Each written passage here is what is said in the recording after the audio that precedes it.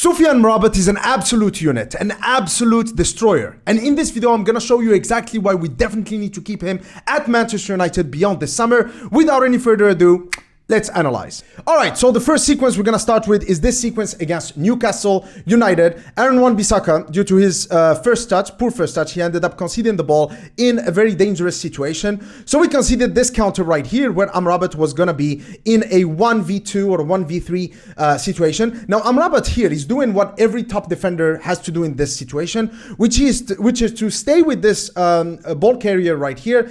Don't make it too comfortable with him so that he doesn't run clearly on goal.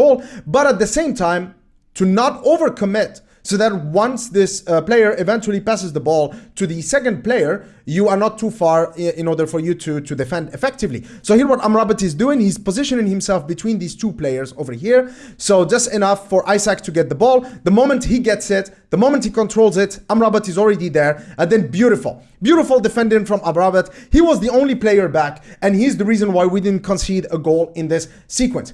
Now, the second sequence actually tells a lot about Manchester United. This sequence right here says 1,000 words about us, and it's literally the story of our defending this season and the main reason why we conceded so many goals. Again, we've seen this scene so many times. We are blocking the passing lanes, we are pressing well, but this happens. So Casemiro, obviously, in a very good position. Now here we see the best and the worst of Casemiro. Great experience, reading of the game. He's able to intercept the ball. But now we're going to see the absolute worst. Now here, I want you to focus on Amrabat, who is over here. Now he sees Casemiro. He knows that he's the right-sided center back. So he knows that there is a big gaping hole here. So what he does, as Casemiro moves forward, Amrabat is going to stay. As you can see, people around him, Kobbie Mainoo and Aaron Wan-Bissaka are all moving forward. Only Evans is staying. Here, Bruno Fernandes is making a very smart run into the blind spot of Bruno Guimaraes over here. Now here, this should have been easy for Casemiro. He's such an experienced player. He's a talented player. This pass right here towards Bruno Fernandes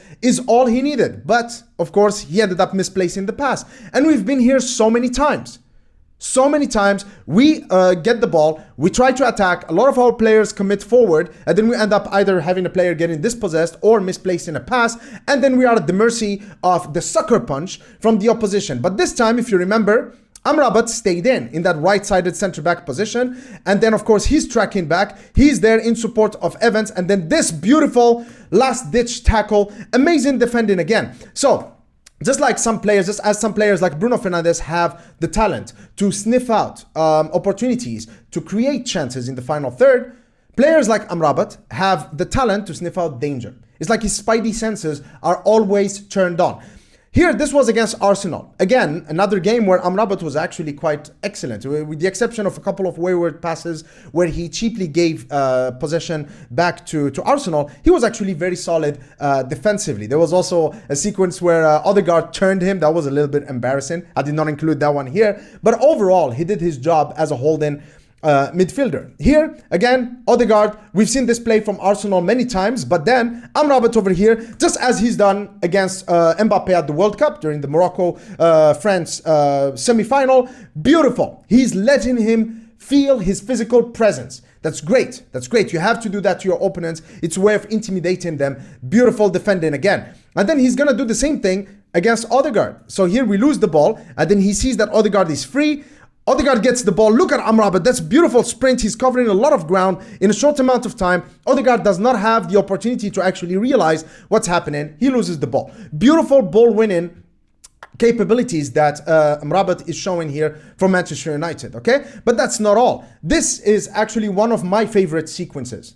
One of the favorite plays that I've seen Amrabat do in a Manchester United shirt. So obviously under Erik this season, we've been used to the way we press from the front, and we use a man-marking system. So here, as you can see, Amrabat over here is with Odegaard. He's been on him most of the game, okay?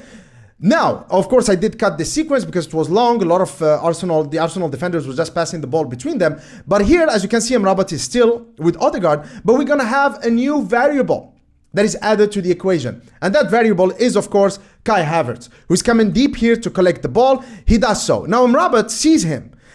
His main responsibility is Odegaard, but he knows that Havertz here, if he gets the ball, he's clear on our back four. So what he does again, beautiful. Look at the speed. He makes himself big in front of Havertz. Havertz doesn't have the time to make the decision, the right decision. He does not know what to do with the ball. It happens so fast, and then we win the ball. And here Amrabat is showing a great ability in being able to cover two players at the same time. His main responsibility, the main player he's marking, Odegaard, but also a threat that has been added, which is Kai Havertz, and that's great holding midfield play from Sofyan Amrabat. All right, so based on these clips that I just shown you, Sofyan Amrabat can definitely be an asset in Manchester United's midfield, in that I believe that he's probably the only player who can perform that number 6 role, that pure anchorman slash ball-winning midfielder. I think Casemiro does have the mental attributes, but not the physical attributes to play it effectively.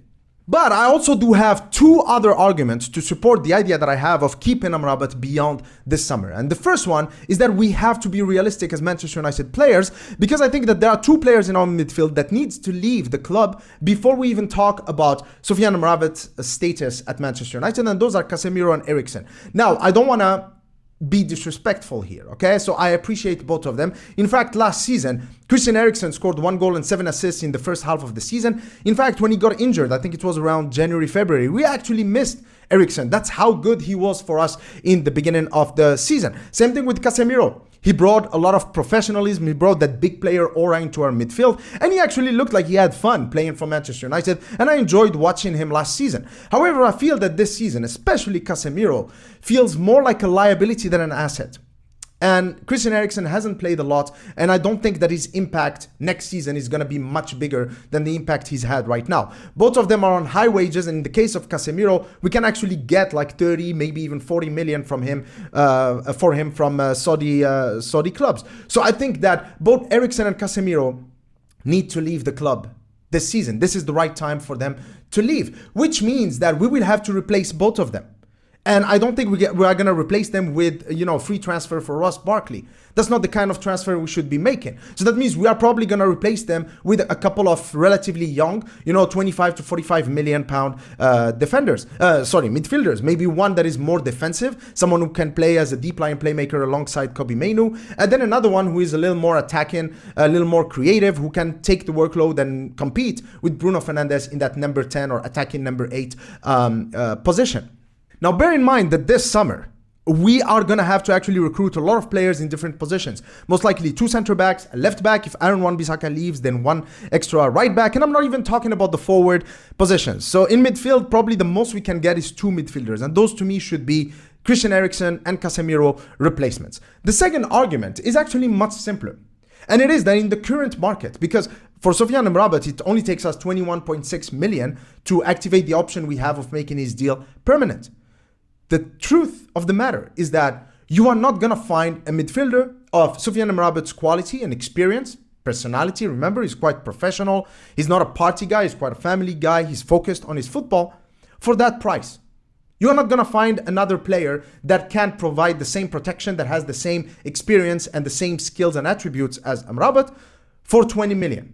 And so now with Fiorentina, that's already a deal that has been agreed. There is no need for negotiation. All of the paperwork is done. All we need is to activate it. And to me, that's an option that we need to take. He's 27. He's going to be hitting his prime right now. And he can be a good squad player. I'm not saying that Amrabat is good enough to just be our starter in that number 6 position, but he can definitely be a support player for us. Every squad, every title-winning squad needs those kind of players. Sir Alex Ferguson in his squads, he had the likes of Nicky Butt or Phil Neville or Darren Fletcher, Ji-Sung Park, John O'Shea, right? Gary Neville. All of those players that probably are not the flashiest players out there, but they definitely support you and help you, and you definitely need them if you are to win a league title. And I think that Amrabat can be that player for us. Now, I know that not a lot of you are going to agree with this. I'm actually looking forward to hear what you guys have to say about this. Even if you disagree with me, guys, no hard feelings. Just, keep it civil, and I would love to hear your arguments as to why would you keep him or why we shouldn't keep him. Until next time, cheers.